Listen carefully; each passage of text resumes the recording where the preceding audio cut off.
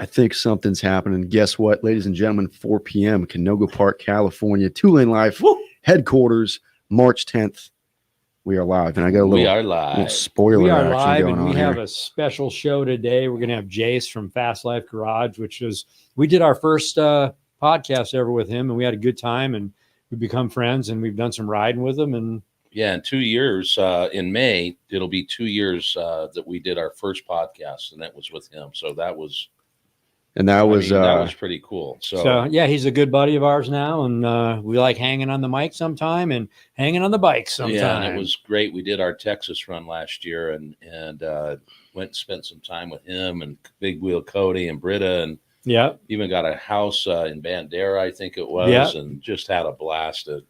So it's funny, we talk about the community and new friends. Well, he became a friend, right? And he was over here earlier than May when we did the podcast, like 6 or 9 months, and you met him because he was talking to Lance. Right. I actually talked to him while Lance. I did a little bit on that. Yeah, you were on so that was pretty cool. Yeah, he was a cool guy. We hit it off right away, and he hit it up with all of us. The only thing I'm bummed out about that Texas trip, man, I wanted to go, in the depths of Carlsbad Cavern. We went to the caverns. We went there, but I wanted to go in farther. Yeah, we'll get back there. But what do they need to do? Well, they need to subscribe to our YouTube channel, subscribe to our website. Tell your friends. We need you guys. Yep, for sure. So, hey, if you haven't seen our last drop, did you keep Laura awake yesterday to watch? Yes, I did. How was how many episodes was that? We had 6. That was 6 episodes. Yeah, it sure was. 6 episodes of in-depth Seligman to Oatman and everywhere in between on Route 66. I learned so much, and I had such a great time on that trip. I did too, and I want to thank all those people that actually spent time with us. We took an hour or 2 of each of those individuals' time. Right. Jim Hinckley, we probably did 5 hours or 6 with, and same with Dwayne from Cool Springs. But I really liked the crescendo. Josh did such a great job on the edit. We had some really cool writing. And then we had these great interviews that were, sprinkled in. So, but it's cool because, like you said, we meet all these new people. Yeah. And everyone was so knowledgeable. We've been to all these places so many times, but yet we really learned about them on this trip. Right. And that was pretty amazing. So, Josh, are you on camera? I am not on camera yet. Could you put yourself on camera for just a moment? I would like you to take this arm and put it over this shoulder and pat yourself on the back. What a great job you did on the edits. We got a good team here, sir. man. We got the team that we have fun riding together. We work together. We have video fun together. A lot of laughs. It's a good time. For sure. But check out that series if you haven't seen it. I mean, there's great videos there because it stopped yesterday, but coming up, our Pan America trip. Going to be great. Yep, working on that right now. We got some exciting stuff. It's going to be a shorter series, 2 to 3 episodes. For sure. So real quick before we hop Jace in, we got first off, the first one on here was Jose Tahirna, who was actually with us today in Texas when we went and got hit up that barbecue joint. Oh yeah. We got Ty CBO Glad in the house. We got the dudes from Triple M Moto. We got David Go, who is catching some Fast Life 2 days in a row. Looks like he was checking out the FXR show last night on Jace's channel. Nice. Got Darren and Jenny Real Estate. We got Cyrus Quinn in the house from Milwaukee. Riding Too Fast, Joshua Fitz. All these good people, and Juan Mullen, in the comments. What's up, fellas? Stacking up. So without further ado, what up, Jace? What's up, guys? How you doing? Good, man. How's it going? I'm living the dream here in Texas. Whoa, what am I doing here? So what have you been up to lately?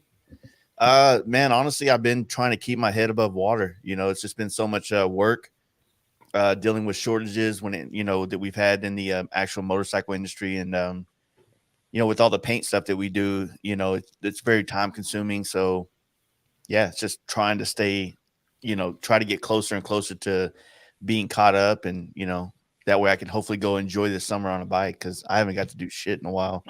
Yeah, you definitely need to do that. And anyone out there listening or watching, if you're not familiar, Jace from Fast Life, awesome painting on bikes, helmets, mostly bikes, right? Or are you doing helmets? Mostly helmets, and we just do a handful of bikes a year. bikes are a lot more time consuming, and you know, the way that we do our helmet process, it doesn't keep you from riding your bike. And, you know, if I take a little bit extra time to get it done, you know, you're not mad at me. So if I had your bike here for 4 months, you're gonna be pissed. So Well, I got to tell you, I mean, I hear your plea about the shortage and stuff and stock. I mean, yeah. it seems like oil, batteries, tires, and helmets you can't find.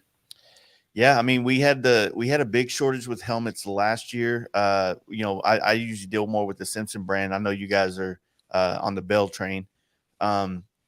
We've just, you know, they had their shortages last year, but they've kind of solved them now, and so we've been able to kind of roll it pretty well. But yeah, it was a pain in the ass, to be honest with you. You know, it all trickles down, like, and just kind of it barrel rolls, or it domino affects a lot of other projects in the shop. So, you know. Well, I really dig your paint jobs because I don't like things that are too blown out, but I like your style because it's bold. And it's just, I guess that boldness about it, I like. It's colorful, exciting, but bold. Well, Yeah, I like that last bike you did. I think it was That the blue last and one. we've been seeing that blue and white one with all the over. chrome baby parts on it. Woo. Yeah, that looked great. Yeah, that guy actually had a lot of thrashing parts on that bike, and Yeah. It is a very good, tasteful bike. I liked it. You know, it's a little bit too loud for my personal taste as far as like if I was gonna ride it, but you know, as someone that paints a lot, like I really love the colors. I love the flow of the bike. Yeah, I mean, it's just, you know, I guess it's what I do sometimes, you know. So what I do. So then that means you're not spending any time on your bikes. Man, that's been a sore subject around here. So wait, what are you running right now? Tell everyone what you have. So I have the 2020 Road Glide Special. You know, I got those parts from you guys earlier last year, right before Sturgis. That bike, I sold a paint job off of that bike because I was planning on doing a full frame off build, but then I got busy as shit, and I just could not justify having the bike down for 2 months, and then now it's been down for like 6 months. Yeah. Oh, so that black one's the same that had their gold and white paint job, just different tins. No, so the recent one that I had was a new bike, and I sold the other bike that I rode with you guys on. Gotcha. And then I sold the tins off of this one because the paint job was still in really good condition. And I just threw a quick paint job on there for Sturgis, so it wasn't a black bike. And then the goal was to kind of do a full custom, you know, frame, paint the frame, do all these cool parts. But it just, it got, I have so much going on between the podcast and then, you know, and other paint work that I just couldn't spend that much time on my own bike. So, yep. It's apart now. I'm just going to do another paint job, throw some parts at it, maybe some rims on it, and then run it. But I have a T-Sport that I picked up to be like the bike that I ride while this one's down. And then that thing is literally sitting in the floor downstairs with the frame off. So I'm like, what the hell am I doing? You know what I mean? Like, well, I know what it's like because I used to be a sign painter. I had a sign company, and I never painted my own signs. Yeah, it gets tough because when you deal with so many colors, like there's so many color combinations that I love that I just love them to death. But I feel like then when I try to like look at it, like, could I ride that? Could that be my bike? And I always like, I don't know if I could do that as my own. You know what I mean? So right now I'm kind of torn with the bagger with what color direction I want to go with it. The Dyna, I've always been a purple fan. I could never do a bagger purple, but the Dyna is so much smaller that I feel like I can get away with that more flamboyant kind of color scheme that I don't think I would pull off on a bagger very well. So I mean that, and they did have, I forget what year it was, but that standard HD. Yeah, the Concord purple that came on that bike. Concord. Sure. Yeah. I mean, it's interesting for us. I mean, we get our bikes and we put the thrashing stuff on it. We set them up the way we like them. We get them all feeling great. Yeah. And we're stoked on them. We love the bikes, but it's like we don't have time to paint or do anything because we know in 2 years we're going to probably roll them over and get new ones because we have so many damn miles on them. Exactly. And so that for that aspect, like you guys kind of, I know there's probably it's got its own problems and issues with doing that, you know, having to do new bikes all the time and rebuild them. But, you know, like for me, you know, when I deal with all my sponsors and the brands that I work with, like my bike looking the way it does, and then trying to kind of keep up with you guys on the highway, it helps promote everybody else's stuff in a lot, you know, it kind of gives me the opportunity to do it. So a paint job and, you know, nice parts, and then, you know, put about 25,000 miles on the bike and then sell it. That way someone else isn't getting a super high mileage bike and they can still enjoy all the custom, and then I can start over again. Right. And you do some awesome photography with those bikes. I mean, people know who you are out there, especially like you say, your partners and sponsors, and you know, we all see it out there all the time. You know, Galen, I'm getting a little parched, and I'm kind of trapped in some wires here. I'm not in here, bitch. Shit.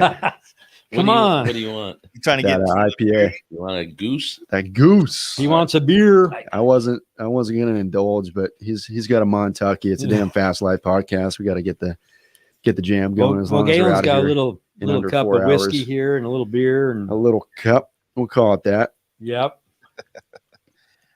Yep. So the snow is all melted out there, right? Just a little chilly. Yeah, we had, like, when snow hits here, That was just a little storm. it's here for a day or two and it's gone. You know what I mean? So we haven't really had that. Yeah. Well, cheers, everyone. Good to see you guys. Yeah, good to see you, man. It's always fun to catch up. Although we can't see you. Yeah. Yeah, I can see him. It's all You good. can see him. Yeah. So you better get started on these bikes. You know, you've got, what do you have? A trip coming up in June and May, June and July, your camp out. You've got so we got Pacific Northwest, Sturgis. What's happening? So we got the camp out May 5th through the 8th at K River Campground in Oklahoma. How far is that from you? For me, it's exactly 200 miles. Really? Oh, easy run. Easy run, yeah, 100%. But since we're hosting this event, I don't want to make the event 1,000 miles away from us, because all the shit that we got to bring and my wife has to drive. Yep. You know, and it's a perfect spot, man. It's like some of the best riding in America. When I say some of the best riding, I know it's like hard to say that to you guys out there in California, but for the rest of America that lives on this side of the Rockies, it's pretty damn nice. And, we have fun all over there. Yeah. So the camp out, it's our 5th year. We're kind of expecting quite a big turnout this year. We're trying to do some new things, but we're still trying to keep it very grassroots, very we want people to ride from all over the country and then feel like superstars when they pull up, you know, and feel like, hey, everybody's greeting them with a beer or maybe some narcotics or something, you know, just have a good time. Just You're a talking little bit like of Tylenol narcotics. and stuff, right? Yeah. Wait a second. All, you know, psilocybin, those kind of things, you know what I mean? You know, Hey, Does it sell out ever? Is it like way too packed, or? It has no. We haven't got the campground that is ran by Adam Sandoval. It's his campground. He does all the YouTube stuff too. Right. Kind of in that world. The campground's huge. I don't think we'll ever really sell out the camp out. But I don't know. Like I'm trying not to have to work at it. Like I just want to go party and ride bikes and have a good time. So I guess the simplicity of it lends itself to that. So I don't have to go up there and actually be like responsible for anything. I just got to go up there and have fun, you know? Right. Well, do me a favor. When Joey Barella gets there, make sure he wears some clothes this year and keeps that big cowboy hat in his pants. Well, Joey's he's cut from a different cloth, and He is. That those guys from Colorado, them coming down last year, they were a real big boost in the fun meter at our event. So I'm really looking forward to them guys being back down there again, and just what all they brought last year was awesome. You know what I mean? Their whole crew is pretty fun. We've seen them a couple times at Sturgis. The first year we actually started the 2LaneLIVE. He was one of the first guys to come up, and we were at the Bell Brawl and introduced himself. And then last year we saw him, and we were ripping down the highway with them, and we were handing off our coins to him as we were riding. Nice. Yeah, those guys, I mean, his brother and his dad both, they came out to the Harley party up in Milwaukee for Mama Tried weekend, and all solid guys, man. Really, really great group of guys. you weren't up at Mama Tried this week. I didn't go this week, but they did the interim Mama Tried from the year of COVID where they couldn't do it. So that was in December. And then of course they did it last weekend as well for like the normal time of the year that they actually do Mama Tried. So right. I've been stuck. I've been stuck here in the shop, just working, trying to stay in a groove, because sometimes when you go travel, coming back to work and trying to get back in that groove of getting things done, it's very difficult. And so I'm trying to stay put for long enough to get shit done. So, well, we understand that, because when we leave now, it's like we've built this, not only the channel, but the brand around the channel. And we'll be on the road and we'll have to do some orders and get some things done. But when we leave now, we come back to a warehouse of fun. Yeah, for sure. Says Yeah. you. Yeah. After the Not that camp fun. out, Josh and I are working our ass off. So call me after this live, and I'll tell you how to get everyone around you to work while you do nothing. Oh, you gotta the Lance Fake Corey a broken masterclass. leg. Yes. Speaking of master classes, we had a question from David. What was it? First off, I'm going to one more time, Galen, just reach around.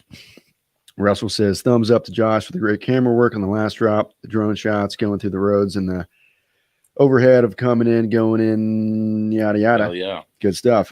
David said, Josh, can y'all do an episode on the equipment you use? So we'll do the 2Lane J Masterclass Patreon for He's asking about payments the of Road King or $3,000. I think he's talking about camera gear. Yeah, for sure. And that's cool, because you can do something like that, because no one has any idea the next level we're going to, which is going to be awesome. What's really interesting, sorry to break apart the conversation, but as I'm going through the Pan America stuff right now, on day 2, we sat down and kind of interviewed and just captured a bunch of footage to kind of tell the story, have options to tell it in a different way. And we talked about day 1, we talked about our experiences on the dirt. And then another thing the three of us kind of talked about was the differences between filming when we're just on the road versus on the dirt. When we're on the road, you can have a camera in your hand, you can do all this stuff one-handed. When you're on the dirt and there's rocks everywhere and it's getting cold and the cameras are freezing up. I mean, I'm trying to stretch this video as far as it can. It's like 10 minutes long, because day 1 we were just kind of trying to get our bearings. But you're going to leave some choice words in, right? I'm going to leave some choice words in. My helmet cam off. Yeah, there was a fucking hell. Plus, we also filmed different. I mean, you had the chest mounts. The chest mount. So if I had to drop the camera, I could just let go, it'd go right to my chest. I can put my hands on the bars. It's good stuff. So it'll be interesting to see how that all edits out. So we're not going to do it quite yet. But we are going to do it for those of you that are watching right now. We're going to give away 2 shirts, 2 of our new. I'm not wearing it. Lance is wearing it. The badge V2, nice, soft, comfy, whatever shirts. Yeah, stay tuned. We'll tell you guys how 2 of you lucky winners can win it. Let me get some comments real quick. Yeah, cool. All right. That's it. Now, everyone's saying what's up. We got people checking in from Massachusetts, Alaska in the house. We got Canada in the house. What's up, Kevin? And Luis. And we had Flavio from the UK, or maybe Australia. I forget what he said. Anyway. So Jace, you get the camp out done, and then what's your next trip? Me and the homies, you guys have met kind of like my version of you guys. Great group of guys. We do a trip every year in June, usually in June, to some like the furthest places that we can kind of reach in the country. And last year was Maine. The year before that was a big deep dive through Yellowstone and Colorado, New Mexico. And this year we're going to be checking off the Pacific Northwest. Well, it's a very long trip. It's probably going to be our biggest trip ever. We're going to have multiple days on the trip where we're doing at least 350 to 400 miles a day, which can sometimes wear on you when you're doing it for 2.5 weeks. Just to cover as much ground and see as much shit as possible. And I'm excited, but I'm nervous, but I'm definitely this will kind of wrap up most of the country with me and my friends. So I'm interested to see how we're going to find new ways to ride this country more after this, after we've kind of essentially at least crossed all the states off and the corners off. You know what I mean? So well, the cool thing about that is you will get creative and find ways to do things, and you'll keep riding, and that's the beauty of riding motorcycles. yeah, But I think you guys got to try the Columbia Gorge, or at least a piece of it. yeah. And then, up in upper Idaho, northern Idaho, there's a ton of riding in Washington, Oregon, Mount Hood. Mhm. I mean, there's just so much, to offer out there. You're going to be, just blown away by have you been up there before? No, those 3 states I have not been to. Idaho, Oregon, and Washington I haven't. We have it set up to do quite a bit in Idaho. Yeah. We're just kind of grazing Washington, to be honest with you. And we're doing the whole coastline of Oregon. From So if you're at the top, I'm looking at the map on the wall, but if you're at the top of Idaho, like Coeur d'Alene and that kind of area, I don't know if you'll be up that high, but you could cut right down through. They have to go through it, right? Yeah, you could use the corridor there to come across the gorge over to the coast. I mean, that's what we did on the way to Sturgis one year, and you're right where you want to be. Well, we didn't. We went coast into Portland. Yeah, I mean, and then we went up to and I would say run the Washington side of it. So we're actually doing Idaho on the way home. So gotcha. We're going to be coming through California up the coast and then back through Idaho and then kind of zigzagging through Idaho, Utah, Colorado, a little bit of New Mexico on the way home. So me personally, like I can ride to California every year of my life as long as my body can hold it. I can do Sturgis every year of my life and keep finding different roads to do each one of those trips and be completely content. Yeah, for me, it's not really a question. Like there's a million things I want to see in this country and ride. So I just hopefully can keep all my friends inspired to want to keep riding with me. That's what I got to work with after this year. So, well, that coast is going to keep them inspired. It's beautiful. Yeah, for sure. So, then, after that trip, it's back to the shop. We got a month and a half after that to get as much helmets, and I think I have one bike I have to paint to have done for Sturgis, and then it's Sturgis for a week there. And then, like I was telling you guys, I was planning on leaving Sturgis and coming out to California to do a podcast run on the bike and kind of go check out a little bit of SoCal, a little bit of NorCal, a little bit of Phoenix and everything, and just get some more episodes for our channel and stuff like that. So that's the hope. Well, we actually have 2 trips to Sturgis planned, one before and one during. It'll be interesting, and we can't wait to share with everyone. We're not going to tell anyone details now, but we got some stuff coming. We've only said it 900 times. At first, it was so secret. I didn't tell them anything. Oh, we said shit online. We did. Oh yeah. God damn it. It's all good. So for those of our fans that haven't necessarily heard of your background, I don't know if you got a little elevator pitch. I wish I did. I'm pretty bad about. I feel like I'm bad about really selling myself very well to people. But as far as background, I've been a custom painter in the motorcycle industry for almost 20 years now. I like to say that I've customized motorcycles quite a bit in my career. I fell in love with riding, long distance riding, probably 2013 on actually a big wheel bagger at the time. And we did quite a few coast runs then. And then it kind of all trickled down into Dyna's FXRs. And then as the performance bagger thing kind of started to really take hold and shape, we jumped on that pretty quick and early, at least as that moved to us here in Texas. And I've been a big proponent for that for the last, 5 years now. And so, photography, it's more of a tool that I use to kind of help promote all the things that's going on in my life with, paint jobs or bike builds or bike trips or, whatever. It's just a good camera really can help show people the coolness of some of the things that you get to experience, a little bit better than a camera phone can. So agreed. And then the podcast happened out of fucking nowhere. I have no idea how I guess I talked too much and my friends just told me like, hey, do a podcast. And then let it out somewhere. Yeah. And it was kind of one of those deals where it worked out well because at the time I had, a 15, 16 year career in the motorcycle industry. And I had a really nice Rolodex full of people that I could kind of get on the podcast pretty quick.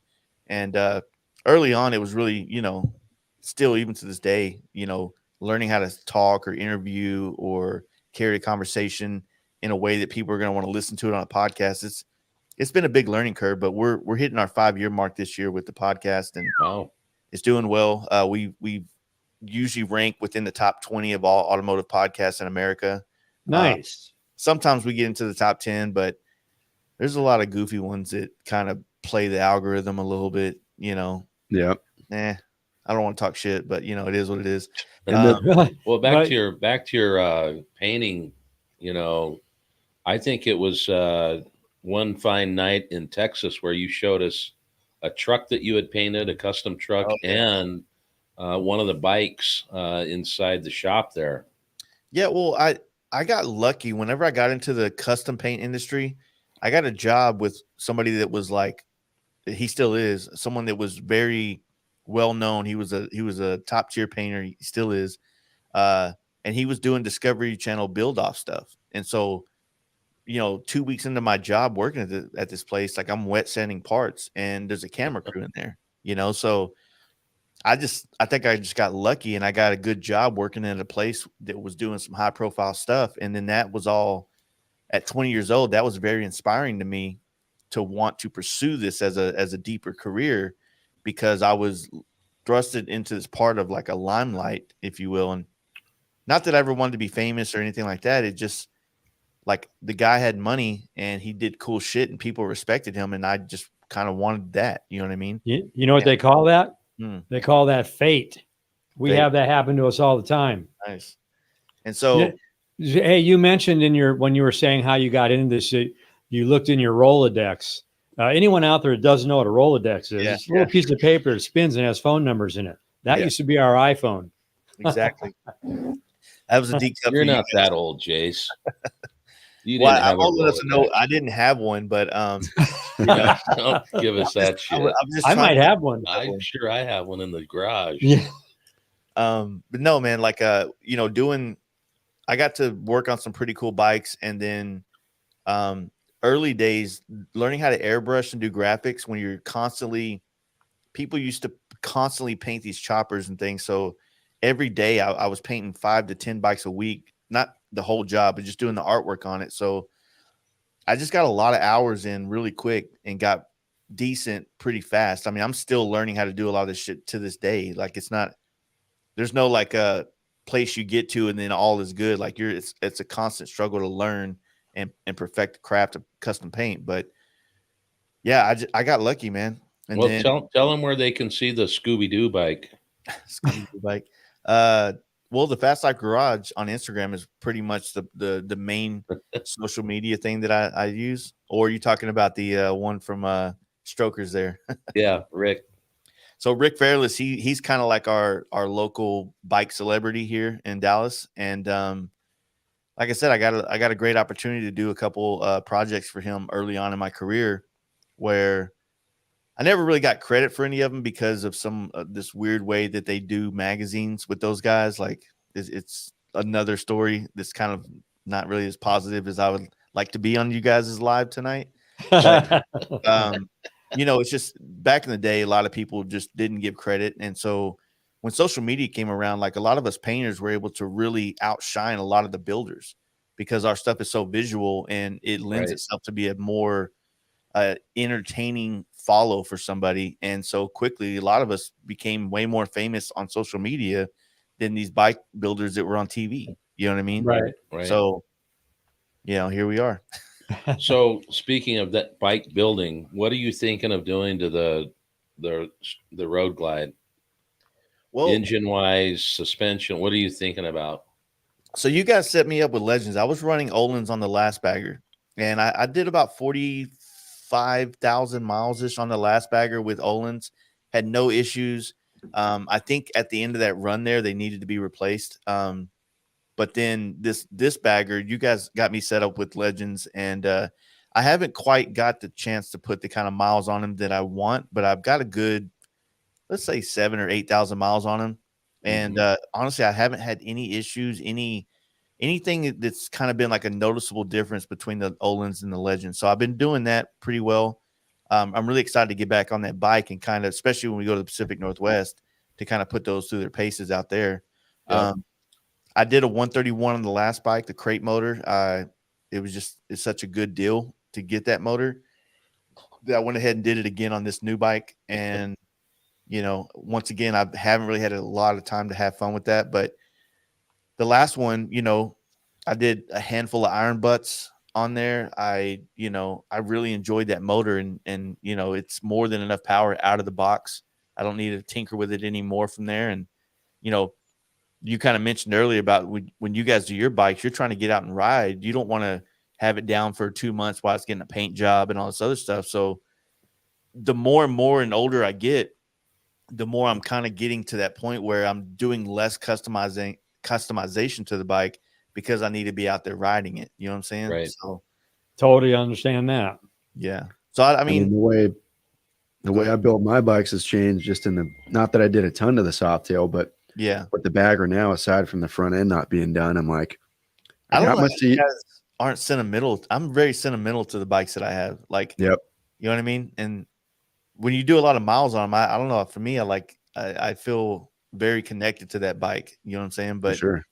I definitely get connected to my bike, but I always love the new freshies. So I say, see you later. I got to get a new one. See you later. Yeah. But I mean, look, we have like we raffled off our first helmets. Right. And we're like, man, we shouldn't have done that. We should have kept it. I'd never sell my helmets. Yeah. Yeah. And these bikes are the same way. It's just like, but it is nice to get a new bike. And it's funny because we usually, the first thing we do is put, cam, chest kit in them. And we just haven't done it with these. That's the first time I've run a stock bike in I don't know how many years. Yeah. Right. Yeah. But yet we're still throttling and putting the miles down. And like you say, I mean, I'm probably going to be 2.5 to your 2. And then we'll get some new bikes. But For sure. Well, I don't know. Maybe Vogel wants to send me a 131. Who? Oh, Alex. Alex out from. Well, is that where you did it? House of Harley? Yeah. My relationship with them has grown quite a bit over the last couple of years. They're good guys out there for sure. Yeah. I mean, my relationship with Tommy that pretty much runs that dealership. I mean, that's where he's been a big supporter of ours. And, he sold me my first FXR in 2016. And we've been great friends, and having them support our channel, our podcast, and all the things that we do, that's been a great support. Great to have like a brand like that gets it. Yeah, there's a lot of dealers in America. Was that gold frame? Yeah, the gold frame FXR. Yeah, I was scoping out your website to put all the links up today. I'm like that's one of the cleanest. Just the way it was all set up. I'm like, damn, I'd kill to have an FXR again. Yeah, I mean, we kind of talked about it on that podcast we did last night, the FXR show podcast, and I don't know, man. It's sometimes I don't even think that I actually built that bike and rode it. Like it feels like a fantasy. Yep. I mean, depending on how it's built and where you got it from, it's not always the cross country traveler, but they're great bikes to tinker with and have a constant project to work on. I think I saw a comment in here earlier. Was it Neil? Mm-hmm. He's in Alaska riding 84 FXRT. Nice. Wow. Yep. Just jamming out. That's gnarly. So cool stuff. Where do we leave it? Where do we leave it? Well, you were doing boxes. We started talking FXRs. We got Joey Barella in the house. Joey, we were just talking about you. We got we had a question. It's kind of a general question, like asking maybe how much a car cost, but they were saying, how much does a paint job cost from the one and only? Well, right now, I'm in a process of having to reevaluate what we charge to do everything because of the increases of paint, the increases of my rent at the shop, the increases like almost across the board everywhere. And unfortunately, all you goddamn Californians keep coming to Texas and fucking up our housing market down here. That was the funniest thing. When we came out there was all these signs like don't California my Texas. Don't vote Oh, for the shit that you left California for, you know, whatever it was. It's like, you know, and you see it too. Yeah. I mean, we're worried, you know what I mean? Yep.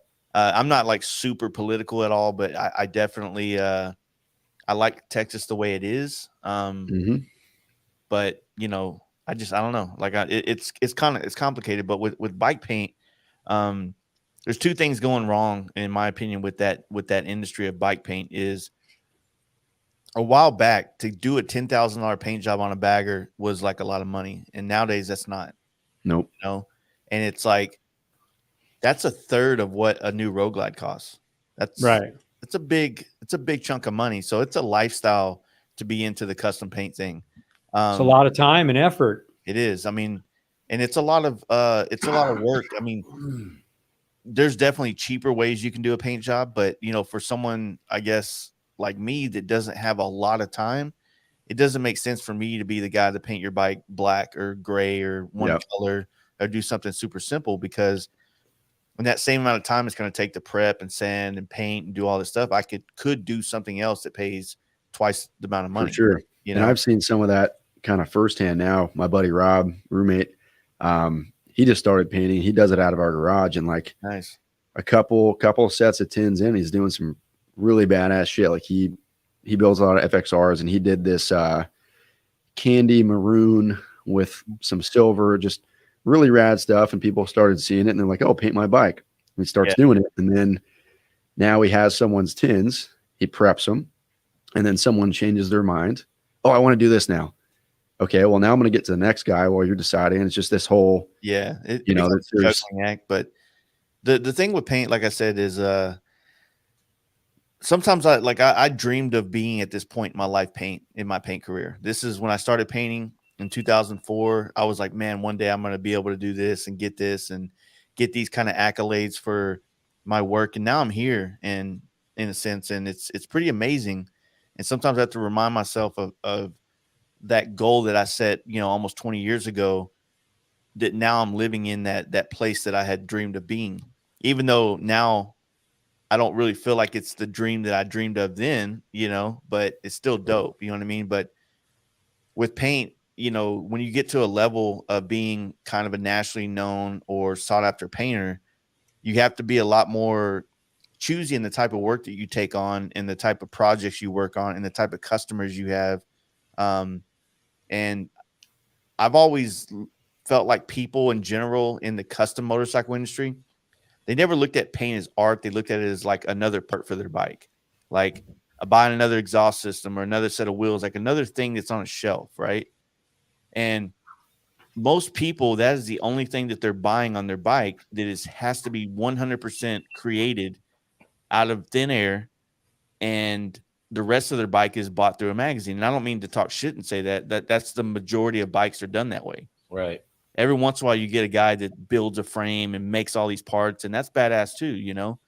But the majority of bikes out there, that's how they get built. They buy the parts that they like, and then they maybe have a painter do the paint job. And like I said, the paint job is the one thing that is 100% like, you're paying for my creativity, my style, my this. It's not just another paint job. And when you get those customers that kind of treat you like I wanted to see what your prices were versus his, I'm like, man, me and you ain't gonna work together. It's not right. Right. Have you ever painted like just a one color or a two color deal on a bike, or is it always massive?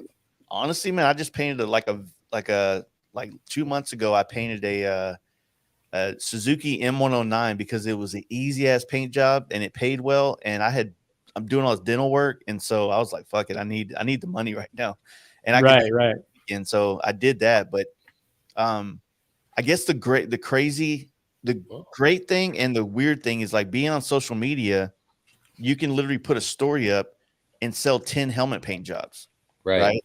Or say, hey, look, I have one opening for Sturgis, and I have fucking people, 5 people, like almost bidding for that time, and I'm not trying to sound like cocky or arrogant by saying that. It's just kind of a blessing to be in that position with paint work, to kind of choose the things you want to deal with and work, For sure. No, that's a good place to be in. I mean, you want to pick and choose what you do, and you want to like what you're doing. When you work with customers, talking about good. Yeah, you talk about, I mean, I'm a perfect example. I was in the financial services business for 30 years, managing hundreds of people, and now I'm helping run a business that I own. So my week, I started out in a fight with my partner, then we made up and hugged. And then the day we hugged, a shipment full of setware shit came, and Josh and I had to hump putting boxes on shelves all day long. I finished your sentence there. So we're warehouse guys. Context. And on top of that, we got orders out the ass, which we really appreciate people doing that. And the support we're getting is phenomenal. We wear many hats, is what you're saying. Then we had to fight with ration on our warehousing. So now we're just holding our own stuff, but they've been great. No, I'm not saying that. Whoa. And we've got customers that are walking in, and this guy riding with yogurt shows up today. You know that dude. He better be watching right now. Yeah.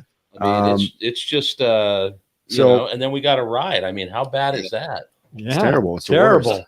Hate it. Traveling the country, seeing cool shit all the time, and hearing all those awesome stories and history and food. Hey, we're creating our own destiny. So I was just gonna say, speaking before I get to my next point, let me just get this right in front of the mic. Oh yeah. Okay, so for everyone that's watching live, not after the fact, because it's March 10th, 2022. Get your browsers open, go to 2LaneLIVE.com, click on the Highway Badge V2 shirt, and at checkout, use the coupon code FASTLIFE, one word in all caps. There's 2 of them, and you get a free shirt. So go. So if you don't get one of the 2, you're out. If you don't get one of the 2, or you can order one. But and if you use YouTube 10, or excuse me, YouTube all caps, you'll get 10% off. Yes, sir. Well, let me go for those that might not. I'm going to cut you a little link here so you can, you know. Don't make it easy. I'll make it easy. We'll see. I mean, the fastest man wins. We got Nigel Sims saying, "Good day from Australia. Good day. Hello. Love the 2-laners and the Fast Live podcast. When are you guys coming down here to check out our 2 lanes? We're just about to leave on a 3-week ride inspired by you guys." Awesome. We will see. That is Nigel Sims. Oh, Nigel. Great. That was a text. That was not a. Oh, there's a truck on fire by my exit. Oh, so how's Britta's business doing with the hair? I mean, is it still just 100% going? Yeah, I mean, my wife does. She's a barber, and she does pretty well. I think that she deals with. I think her job. The complaints that she gives to me is that every time there's something going on in America, like everybody that sits in her seat is like talking, oh, COVID, oh this, oh that, and so she gets started with like conversations that could probably weigh on people over time. Yes, just hearing the same thing all day. But she's done real well. I mean, she's been working on her skills, and she does really great hair for men and stuff like that. And she's at a point too where she wants to start kind of chasing some kind of dreams of her own, you know, necessarily like other things that she's interested in, and see if they could ever become a business and stuff. So yeah, she's killing it. She's my big support system. So, you know, awesome. I mean, if she puts her mind to anything, she'll make it happen, just like you know. She does really well with hair, you know, and she's just she's running, you know, the courses through that. But I feel like she's getting to a point where she wants something a little bit new and a new challenge in life. And, you know, I don't know what that is yet. You know, that's something that she'll have to figure out. But, you know, I'm here to support it. So. There's nothing wrong with reinventing yourself through your life, because that's what life's about. True that. I feel like I'm about to go in that stage. I think after Sturgis, I think we're going to end up cutting a lot of the paint out of our business. You know what I mean? Yeah. So we got one. That was Jose. Mm-hmm. Right. Wow, I didn't realize it was still charging for shipping, but all right. Jose is number 1. He got himself a burgundy badge shirt. Nice. XXX baby. And then these do for the number 2 who's on the way. These are a little more of a snug fit, so it's not a bad idea to size up. There's another order. Oh, did we get another one? So Jose, if you wanted a little bit, these are fitted shirts. We can change that. No problem. Jose, and I didn't see the other one. Did we get it? Or was that Well, maybe it was something. Oh, Douglas. Yep. There we go. Damn, $10 for shipping. That's steep, my friend. I'm kidding. But Douglas Hogg or Haig from pay for gas 215 Right. Trump Street, baby.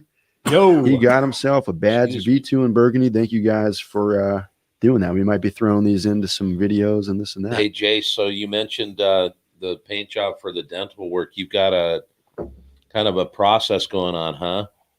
Yeah, it's a long thing, long awaited thing I've been needing to do, but you know, I hate to say that I grew up poor because I definitely didn't. I grew up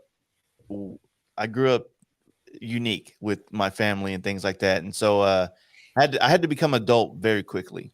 And you know, I didn't really have dental insurance. I didn't have genetically, a lot of people in my family have had bad teeth, and it's been a process, you know, but I've kind of been so used to dealing and having crooked teeth and things like that. And then this year, you know, it kind of came to a head where I had to start getting the work done. And so we started the process in January, and we're getting a lot of the cosmetic stuff down, like getting my gums healthy and all that shit. So it's been nerve-wracking. It's been expensive as fuck. And it's been also like, I feel the weight being lifted off my shoulders, you know, kind of taking care of adult type shit, you know what I'm saying, instead of spending all my money on motorcycles. So Right. I hear you.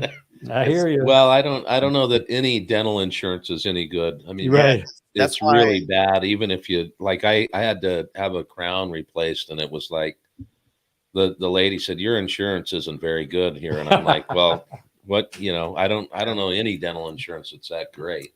I better get all my tooth work done in the next 9 months before I'm 26. Poof. You know. Yeah, it's I mean, going through it now, I wish that I would have started sooner, but at the same time, I think my fear of the dentist has kind of been subsided, and now I'm much more in a better path where, you know, once I'm completely done with all the things that need to get fixed, like being in regular checkups, keeping my gums healthy, all that type of stuff will be a lot easier and be more prioritized in my life, you know. Well, they're so much better now than they were 20 years ago about getting things done and making it easier and all that good stuff. So, But like, I was worried this guy about next to me enjoys going to the dentist. Do you? He doesn't mind it. Well, I can hear him chewing through the microphone, just chomping on that gum. I just kind of put it out of sight, out of mind with the dentist. When I go there, I got to go to a different place. Yeah. I don't like, you know, things going on in there, and it's like, whatever. I got a perspective. I'm in the Caribbean somewhere. I think I use the same perspective that I use when I'm riding through places that I'm kind of bored, or doing long tasks at the shop that take a long time, that they're not fun. I just put myself in this like mindset of like, look, all this stuff is going to pass. Like, time continues to go all the time. Like, so it's not like I'm gonna go to the dentist, I'm gonna be there for 2 weeks miserable. Right. You know, it's not like going to jail or something like that. Like, it's gonna suck for an hour or two, maybe 3, and then you're gonna be home. Right. And 2 weeks later, you're gonna be healed and you're gonna be fine, and it's gonna be a thing in the past. So, you know, you're not in a holding cell where a guy's pooping and you know, peeing in the toilet next to you. Exactly. So you're sleeping on not that I would know, but I'm just saying. Come on. How do you know that? I don't. Do you know that? No. I think you told me once you don't want to go into jail, but do you trust me? So I don't know about you guys, but when I go to jail, and when I have been to jail, my body knows that it's not a good time to poop. So I can full on clench mode. I like that. But that's how you learn how to flush a toilet when you're launching. Yeah. Yeah. Yeah, buddy. Yeah. So what else you got going on? You got events or promo stuff or anything else going on? No, I mean, like I said, I'm pretty much got my shit planned up until Sturgis. And then after that, I'm kind of trying to leave some things open for opportunities that might come around, whether it's paint or podcasts or other things that maybe one day will happen. But yeah, man, I'm just trying to get things done. That's all I want to do right now. I want to be caught up. I want to be square with all my back work, like back ordered work, and then getting my bike, my Dyna, and my bagger back on the road will be a big weight lifted off my shoulders. And then just like I said, the camp outs, keeping the podcast coming every month, which is a fucking pain in the ass, by the way. It really isn't as easy as it sounds. I mean, if you live in California, it's probably easy because you have guests everywhere. But in Texas, like you have to be creative to keep things going. So yeah, but the cool way is like you're in here with us now, and we'd rather have you in here, but at least you could be in here via the technology, you know? Yeah, exactly. And you know, sometimes really good conversations, you know, while you want to have them right then and there while it's hot. Right. It'd be such a better podcast if you could do it in person somehow, you know. And we've been, you know, for a while, nowadays we try to get a guest in kind of as much as possible.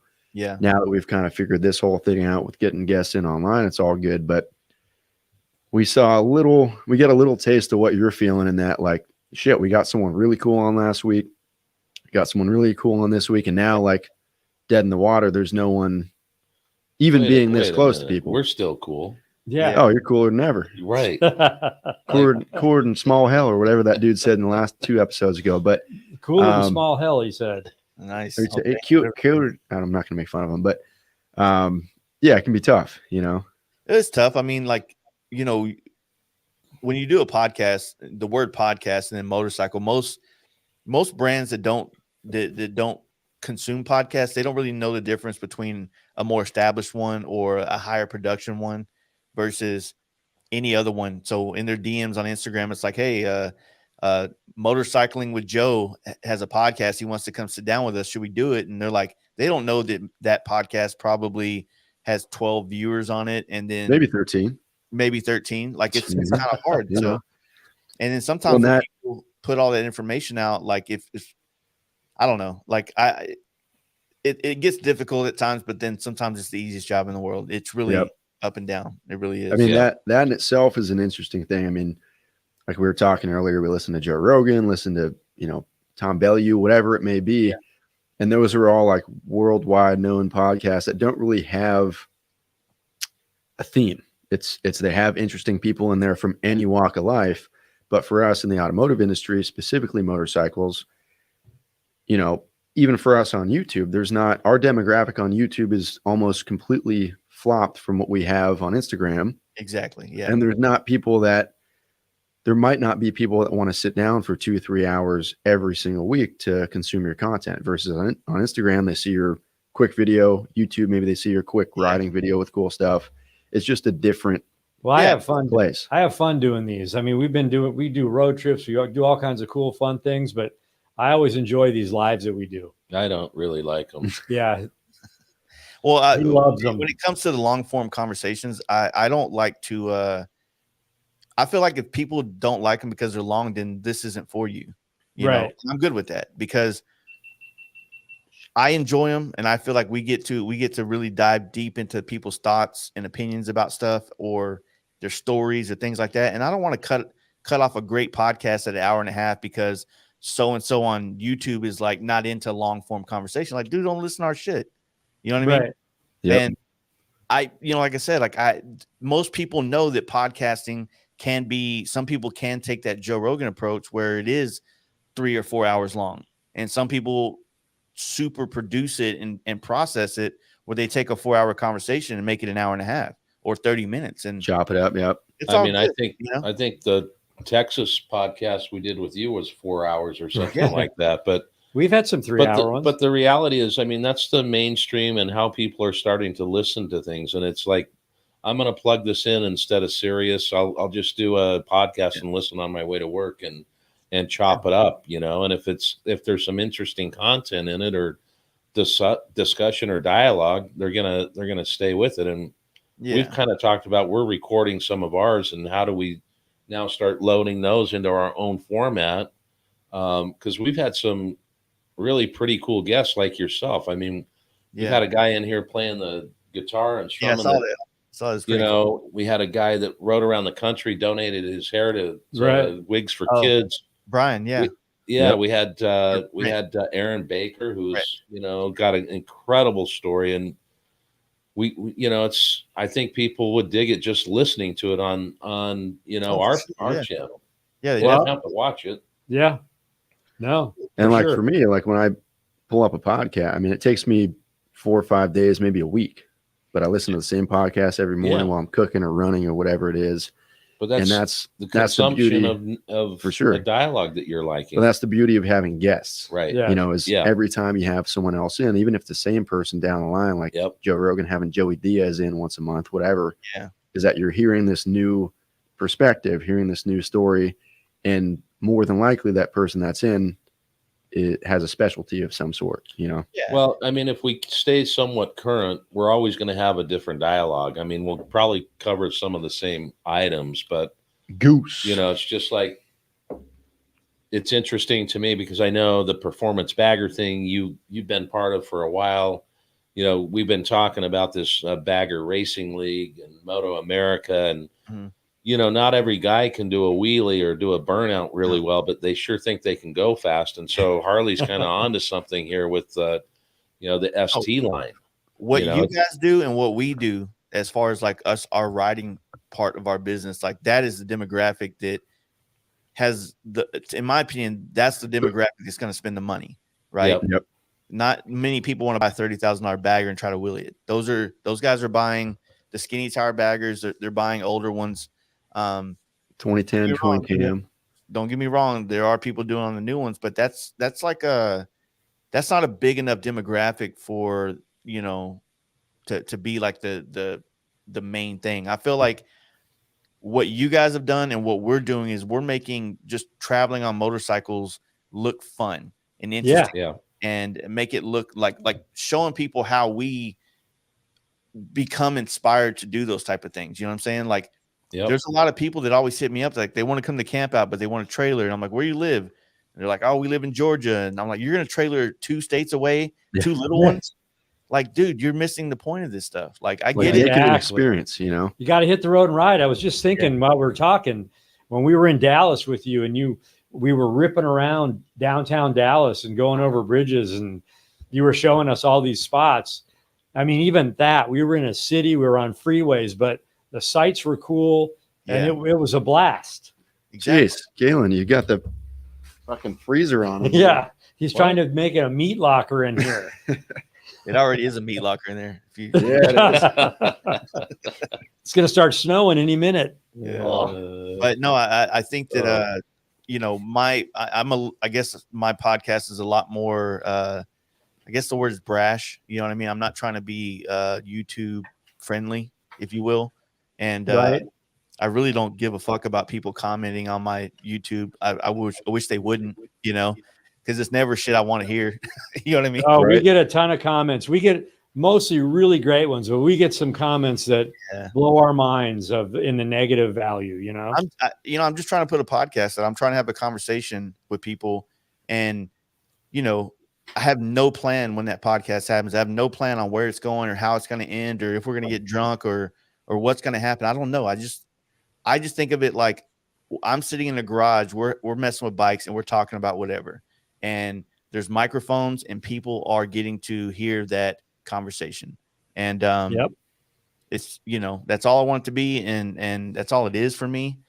And you know, like I said, it's not palatable for a lot of people that are triggered or, you know, whatever, like they, you know what I mean? Like I think part of our style with, you know, our studio over time has probably been driven from having discussions with you because we tend to try to just have a discussion and not like, we're not political guys, but we'll talk about stuff. We're not trying to bash on people in the industry. That's not our vibe. It's just get some cool people in, have a discussion and talk about shit and not, you know, hate on every other person. And so we don't get a lot of negative comments. We rarely do, but when we do, they're kind of some doozies. One comment though that we have to probably address at every turn is, where does Lance keep his hat?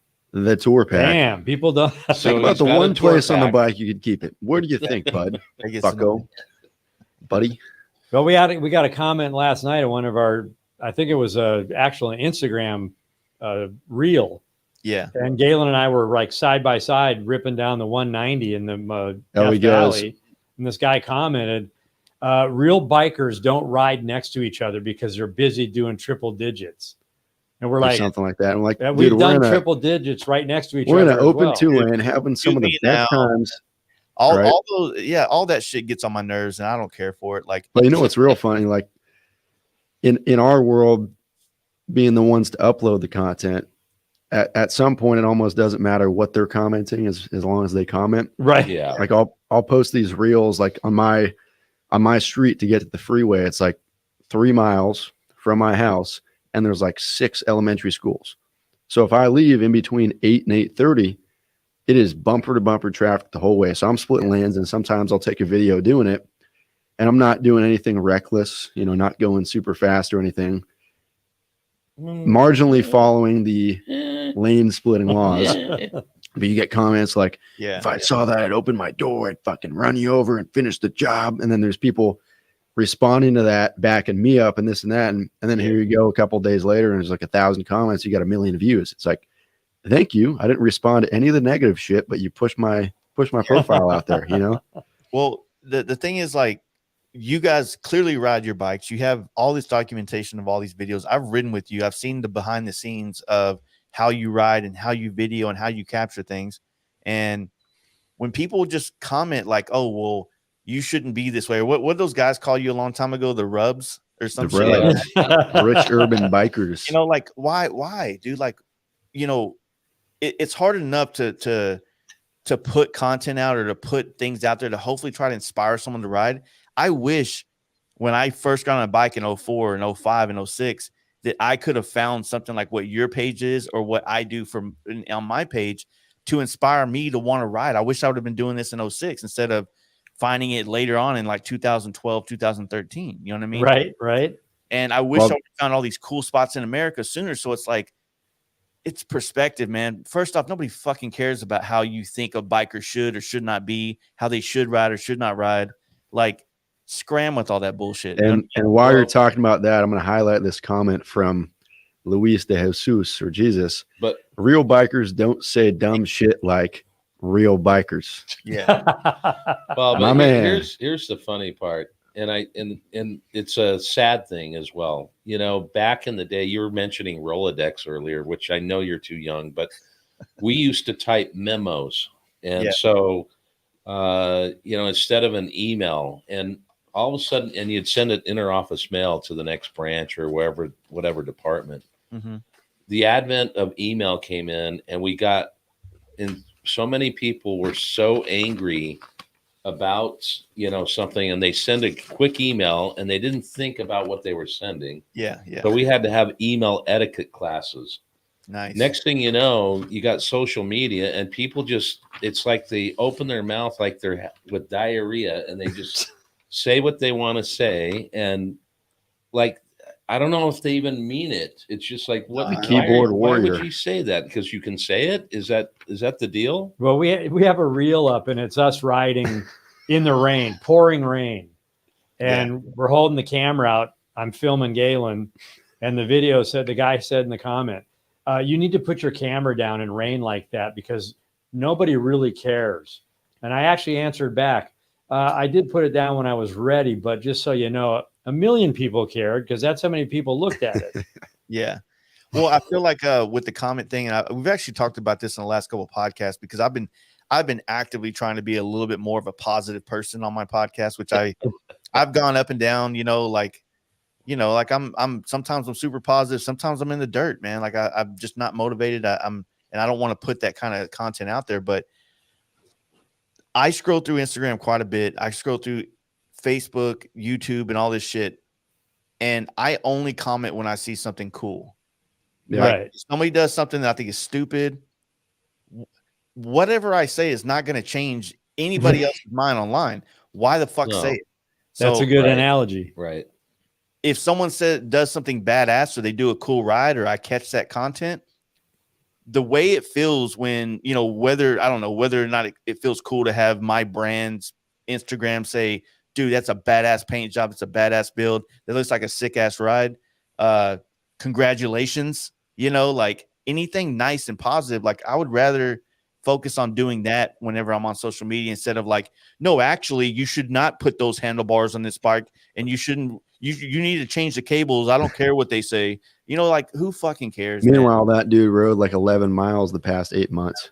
Yeah, You know, he Or you polished don't his bike dress in the well. garage. I mean, there's some really good things about the community, and then there's some things that are like, you know, the rubs or the 100-mile-an-hour thing. Like, you know, it's just interesting because we should expect some of that though, because we put ourselves out in front of people. But we get more good, positive So inspiration. that's my point. Like so it's like people are gonna, when you do that, what I think about negative comments, and we just laugh at them. Yeah, because it's just funny. But I just like, I'm saying it more from like people that just need to, you know, like maybe if my words matter or they care about our podcast, and they listen to me for hours and hours on end, talk stupid shit out of my mouth. Like, I get it, you know what I mean? But why, you know, when you put that kind of stuff out there, it doesn't make your life better. It doesn't make you feel better. But if you DM'd us and said, hey, you guys are crossing the line there, we'd respect that, you know, and we'd go, okay, but just to throw it out in a public forum.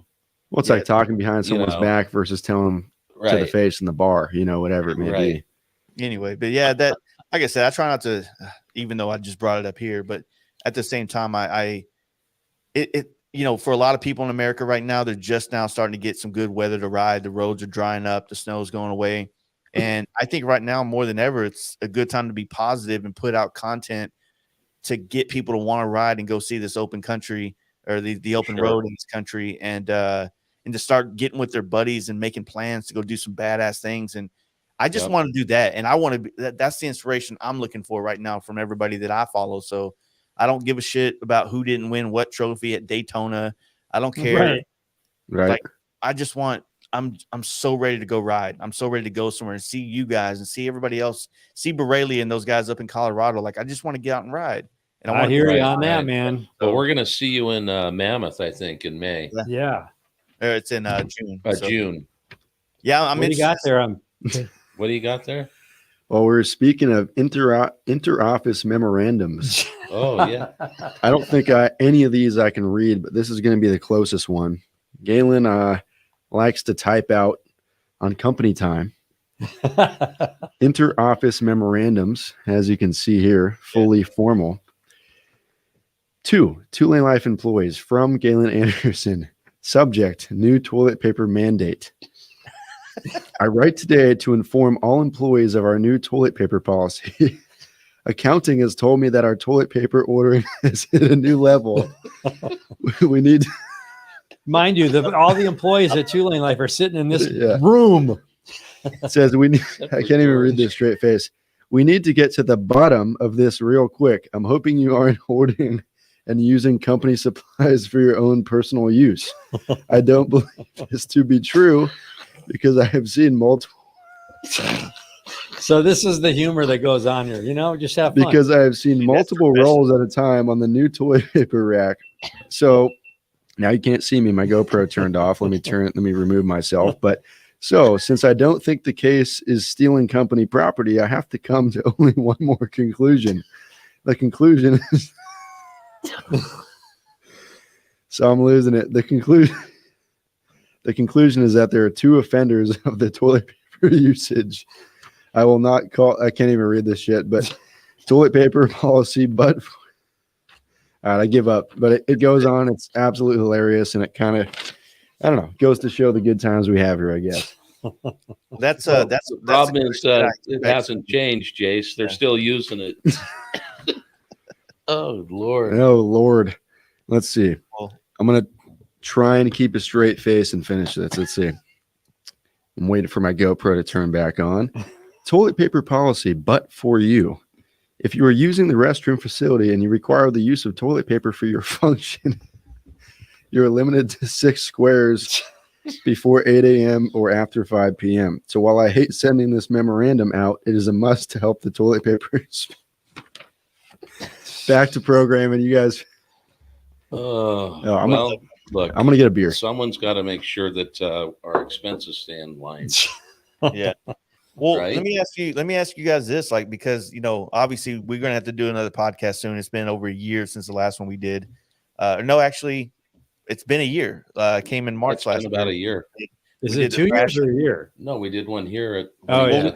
It was a thrash one where you three guys were on there as well, I believe. And Right. then of course the one that you guys came here to do was from 2020. But Yeah. like, man, I guess I just want to congratulate you guys on all the shit you've been doing, especially with Harley and helping them promote these bikes. And I know it didn't work out too well for you, Lance, but you're doing You'll it well. catch that in 2 weeks. Yeah. I'm super inspired by you guys doing all this shit and getting out on the road and continuing to push me and my friends to try to even do half of what you guys do every year. So well, thanks, Jace. That means a lot. Great compliment. Thank you. And yeah, because we're friends, and on to what he's saying. I mean, we like to inspire people, but when people like you say what you just did, it inspires us as well to do more. And we're not going to stop. We have it's funny. Josh did a little Photoshop on a trike. And the sidecar. Owner actually, the owner's brother reached out to me on Monday. Mm-hmm. So they're showing up here on Friday, tomorrow. And we're going to see if we can work something out with them. But maybe in a few weeks, after we do the Pan America drop, you might see a trike video. Not a trike. Sidecar. No, it's sidecar. I'm sorry. So I don't know, guys. What do you think? Would I be getting in a sidecar and letting Galen run me around the Western states? I'll be filming the whole time. Yeah. He goes to dirt roads or something again. Right. So I'm gonna wheelie that the cool thing about this thing is Josh photoshopped us into this bike that already had people in it. And my feet were like this high off the ground because I couldn't find the right angle through photo. Instagram. We couldn't find the owner because we were really looking for him through Laidlaw, and Matt Laidlaw was going to try and find him, but it never happened. And Instagram, people were sending this guy saying, "Hey, the 2LaneLIVE guys are in your sidecar." And he's like, "No, they're not. That's Photoshop." But then they reached out and said, "Hey, we want to come and meet you because pretty darn cool. You could probably end up in our sidecar." Nice. So how much the show must go on? How much longer do you have with what you got going on, Lance? I go the 22nd. They'll tell me if I can start walking on it. I'm moving it now. I've never really been in a cast. It's just all been a boot. Yeah. It's got metal on one side and 2 screws on the other. I think it'll be just getting ligaments going, but I'm going to be back soon because I've been at the office with the boys here. They're helping me out, but I'm not laying around. So I'll be back quick. And you can see the little pad on that fancy little scooter that I brought in for our dude. That's been passed around. Yeah. I started out with it after my crash on the dirt. Yeah. Passed it to a couple homies. Now he's got it. And Lance, I got a comment that you're going to like because I told you about it the other day and you never heard the same. Captain Suburbia, the boss makes $1 and I make a dime. And that's why I like to shit on company time. Except it was opposite. I said, I make $1, the boss makes a dime, and that's why I shit on company time. Right. See what that memo inspired? Yeah. It inspired good times. Right. So I'll be back quick, man. I would say within the next month, I'm going to start moving around a little bit more. And like I say, Galen's probably going to rip me around in a sidecar, and we're going to do another video. Or a couple going on a journey. So I have to tell you, I mean, those Pan Americas were incredible. Mm-hmm. I didn't expect them to be as heavy as they were and as wide. But we had quite the adventure, and we can't show part of it. But there was something happening. Yep. For 3 days in a row, and I mean, that's why I can't wait to come hang out with you guys to hear all the behind the scenes stories. Yeah, we'll get with you. Yeah. But despite unfortunately with his leg, we were having a blast. Yeah. And his confidence, he hadn't been on dirt so much, but his confidence was, really building. And yeah, I mean, we just came around this corner and it was a pure ice bed and on the left-hand side of the road, which is where Lance and I were. Yeah. I was able to ditch mine into a little bit of a berm because we were all sliding. And we had the comms on and we could hear him. Oh, Nope. shit. And Broke I broke my my leg. leg. And that, I mean, it was that quick. And he was We're just chilling. Like, oh shit. You know, but it was so slippery and so icy that even the ambulance guys had a hard time walking. I think I filmed. They were coming down with the gurney. Yeah. And there was a chick that wasn't like quite in shape, and she was losing it on the ice. I think I caught some of that on camera. It was like 5 inches thick. There. Yeah, it was. I mean, crazy. it was unavoidable. It was full on. But everyone did what they had to get the situation good. And I was laying there and just said, Josh, get the camera out. Let's get all of this because we want people to share it. So I think that's a good thing because like what happened to you happens to a lot of people that ride bikes, and so the filming, even if it's just like the random shit around the shop, like that's a good way to show people how you're still involved in motorcycles as you scoot around on a scooter and things. Sure. But I find that shit interesting to me. Yeah. Well, and we don't. But I think the important part though that people should think about, like, would you ride that Pan America again? Absolutely. So the reality is we're not discouring people from riding. Right. We'd actually own those. I would those totally are buy one great of those. bikes. I saw one of my buddies rides in the racing league, and he posted a photo of someone that did a track build on a Pan Am. Yeah. It had the smaller wheels. Yep. Had risers. Like, I mean, it looked what we were killer. talking about. And we were talking about that. And I saw this yesterday, but that bike was so good in the canyons and just the power delivery and comfortability and everything that, like, I would get one of those for a commuter. Yeah. And you could, granted, you probably wouldn't want it built that way for the dirt, but you could build one of those for a full-on street bike and make it pretty rad. Have some tires and rims, for the sure. 50/50s on a right. And also, Jace, you got a can that's not empty? No, I don't. Okay. Well, I only you guys have a drink because we got Scuba Steve in the house. So Scuba Steve. No shots. Cheers. Cheers to you, Scuba. Yo. But that's one of the things that came up is we had some comments on one of the lives or videos.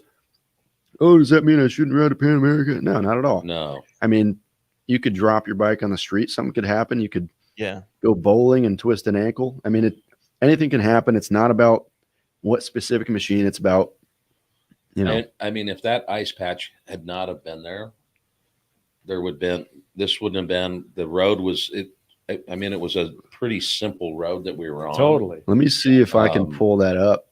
I took a drone shot of that corner. It was literally one corner.